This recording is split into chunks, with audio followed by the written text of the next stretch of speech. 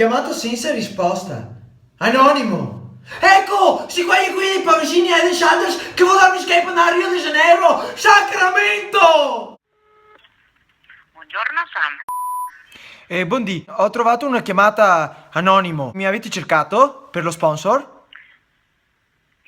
Provo a guardare, lei ha già contattato il nostro servizio, ha rilasciato i suoi dati? Ho rilasciato un appello per andare a Rio de Janeiro, per far supporto a pellegrini. Mi serviva i soldi, i skei, e ho chiesto a Pavesini.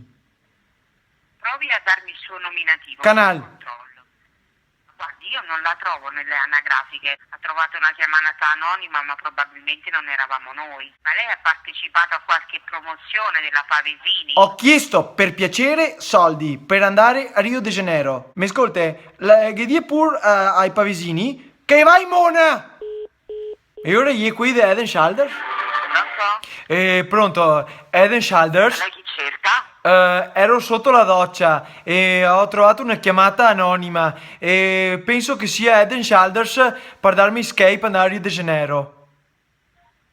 Attenda un attimo, mi dice il nome e cognome? Canal. No?